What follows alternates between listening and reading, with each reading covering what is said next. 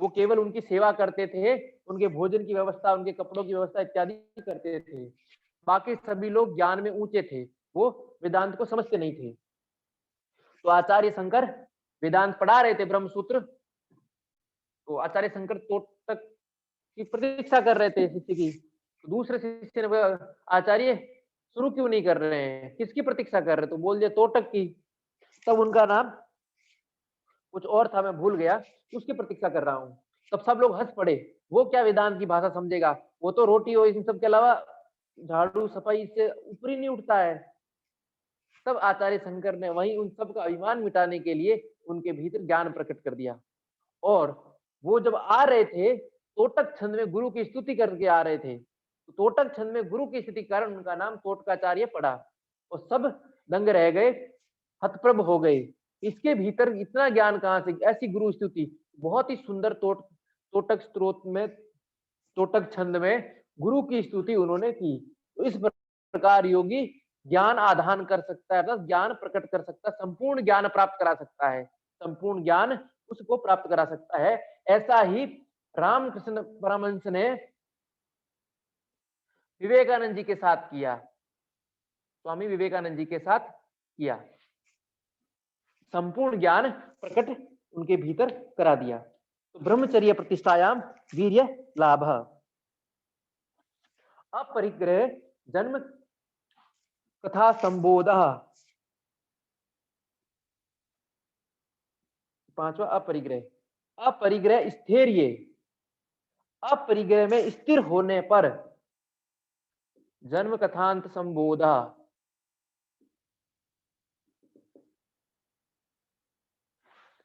जो अपरिग्रह में स्थिर हो जाते हैं, जो अपरिग्रह में, अपरिग्रह अर्थात अस्वीकार करने की स्थिति में स्थिर हो जाता है, कुछ भी, चाहे पदार्थ हो, चाहे किसी प्रकार के विचार हो।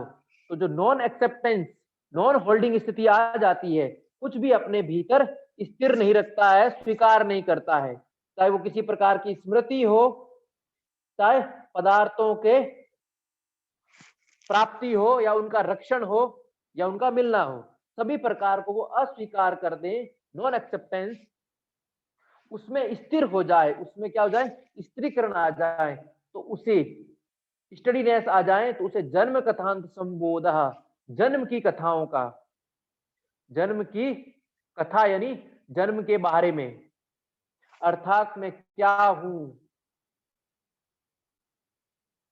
मैं कौन हूं, मैं कौन था, मेरा क्या होगा, मैं क्या करूंगा, कब मेरा ये शरीर छूटेगा, इत्यादि का ज्ञान हो जाता है, इत्यादि का ज्ञान हो जाता है। तो on attaining perfection in non-acceptance, knowledge of past and future existence arises. So on attaining perfection in non-acceptance, knowledge of past and future existence arises. उग आता है, पता चल जाता है, बोध हो जाता है। तो जन्म की बातें, जन्म के बारे में ज्ञान, पिछले जन्म में भी, वर्तमान और भविष्य, तीनों जन्म कथांत। मैं क्या हूं, तो आत्मा का वो भी आ जाता है, मैं कौन हूं, और उसके साथ साथ मैं क्या था पिछले जन्म में, आगे मेरी मृत्यु कब होगी, अगले जन्म में किस में जाऊंगा, इत्यादि चीजें उस योगी को पता चल जाती है, जो अपरिग्रह में स्थिर हो जाता है, अपरिग्रह में स्थिर हो जाता है, या उसको पूर्णता को प्राप्त कर लेता है, उसको पूर्णता को प्राप्त कर लेता है। इस प्रकार ये यमों के लाभ थे। अब नियम, नियम भी 5 है। सोचा स्वांग जुगुप्सा परेर संसर्ग। अब नियम में पहला है शौच, शौच अर्थात शुद्धि। तो सबसे पहले बाह्य शुद्धि का फल आ रहे हैं, बाह्य शुद्धि का फल बता रहे हैं, कह रहे हैं सोचात स्वांग जुगुप्सा परेर असंसर्ग। इस सोच में प्रतिष्ठित होने पर, सोचात स्वांग अपने अंगों में, जुगुप्सा यानी घृणा, वैराग्य। और परेरसंग, दूसरों के शरीर से असंसर्ग करने की स्थिति आ जाती है। अर्थात जो शुद्धि में, बाह्य शुद्धि में, शारीरिक बाह्य शुद्धि में प्रतिष्ठित हो जाता है, उसको धारण कर लेता है, उसमें स्थिर हो जाता है, उसको अपने अंगों के प्रति घृणा बुद्धि आ जाती है, वैराग्य भाव आ जाता है। वो अपने रूप के प्रति, अपने अंगों के प्रति मोहित नहीं रहता है, अपनी सुंदरता में मोहित नहीं रहता है, उसे उससे कोई फर्क नहीं पड़ता है। और दूसरों से भी संसर्ग करने की इसकी कोई इच्छा, कोई बुद्धि नहीं होती है, कोई इच्छा, कोई बुद्धि नहीं होती है। From the practice of purification, aversion towards one's own body, one's own body, and connect with others.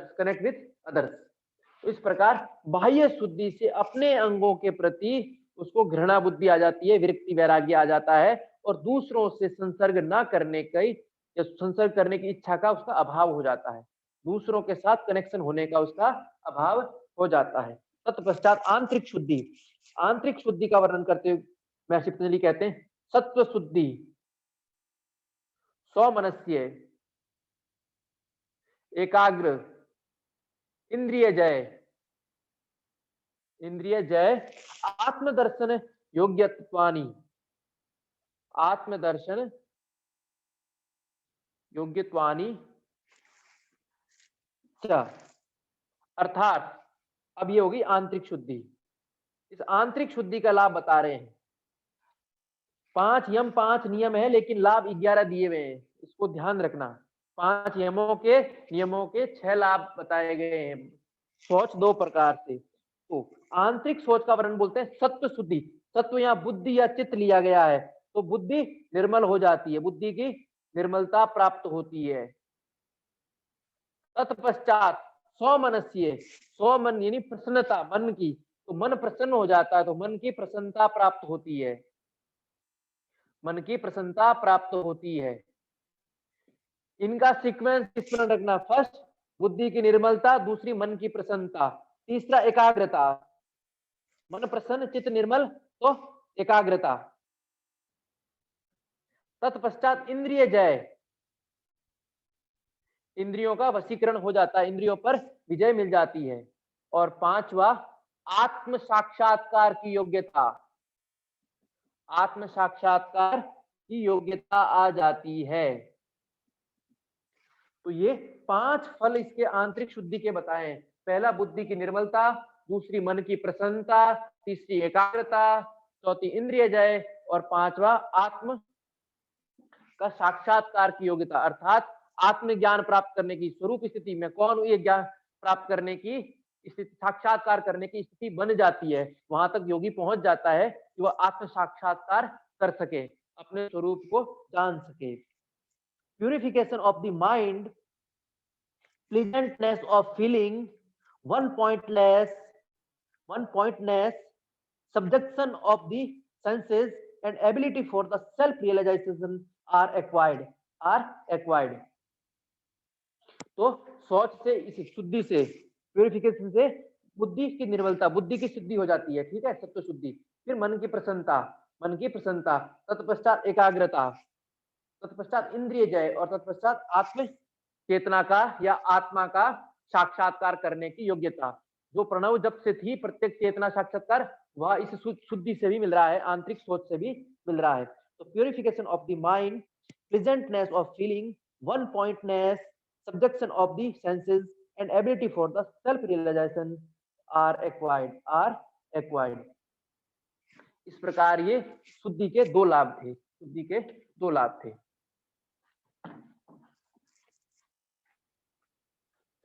तत्पश्चात दूसरा नियम संतोष, पहला शौच था, दूसरा संतोष। संतोषात अनुत्तम सुख लाभ, संतोष से अनुत्तम सुख लाभ।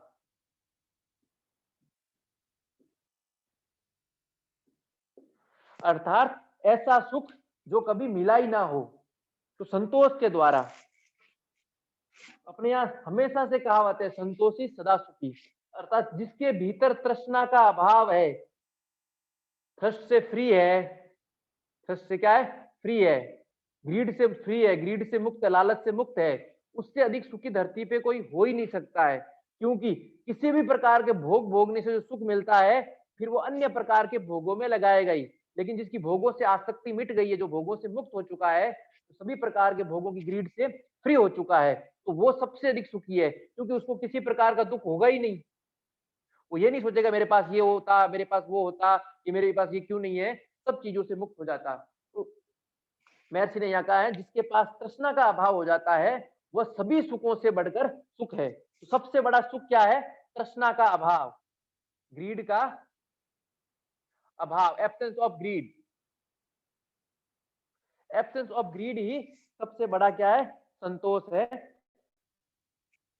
From containment unsurpassed happiness is gained.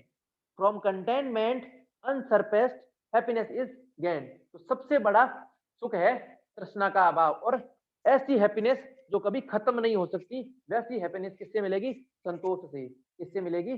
संतोष से। तीसरा, तप। चूंकि तप, स्वाध्याय, ईश्वर प्रणिधान का हम पहले भी क्रिया योग में पढ़ चुके थे। तीनों समाधि प्रदान करते हैं और क्लेशों का तनुकरण करते हैं। तो वो भी मस्तिष्क में रखना, जब भी प्रश्न आए कभी भी घुमा सकता है। तो तीसरा, तप। काय इंद्रिय सिद्धि अशुद्धि क्षया तपसः। तप के द्वारा काय और इंद्रिय की सिद्धि, काय इंद्रिय सिद्धि और अशुद्धि क्षय, अशुद्धि क्षया तपसः। तप के द्वारा, तप के द्वारा काय यानी शरीर, बॉडी, इंद्रिय यानी सेंसेस, इन दोनों की क्या मिलती है? सिद्धियां मिलती है। और सभी प्रकार की इम्प्योरिटीज क्या हो जाती है? नष्ट हो जाती है। तो अशुद्धि का नाश हो जाता है, का नाश हो जाता है। तो शरीर और इंद्रिय की सिद्धि क्या है? अणिमा आदि जो सिद्धियां हैं, अणिमा आदि जो सिद्धियां हैं वो शरीर की सिद्धियां हैं।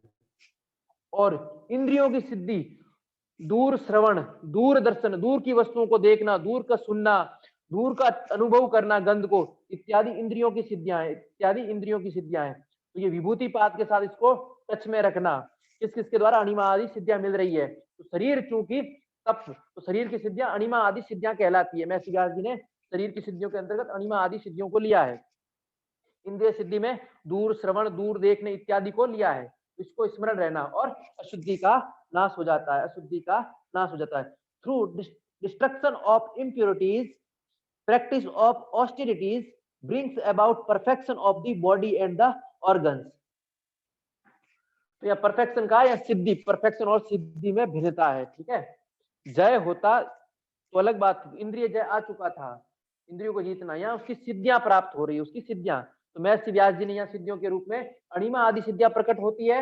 और इंद्रिय जय में दूर श्रवण, दूर देखना, दूर का सुनना, दूर का देखना, पूर्वाभास होना, दूर की कोई गंध, दूर का स्पर्श इत्यादि अनुभव करना, इन सिद्धियों के बारे में काय इंद्रिय सिद्धि कहा है। और संपूर्ण प्रकार की अशुद्धि का नाश इन्होंने कहा है, अशुद्धि का नाश कहा है। अशुद्धि यानी जितना प्रकार का मल है, जितना प्रकार का मल है, उस सब का मलों का नाश, मलों का नाश। ये तप का लाभ था, काय इंद्रिय सिद्धि और अशुद्धि का नाश, अशुद्धि का नाश। चौथा, स्वाध्याय।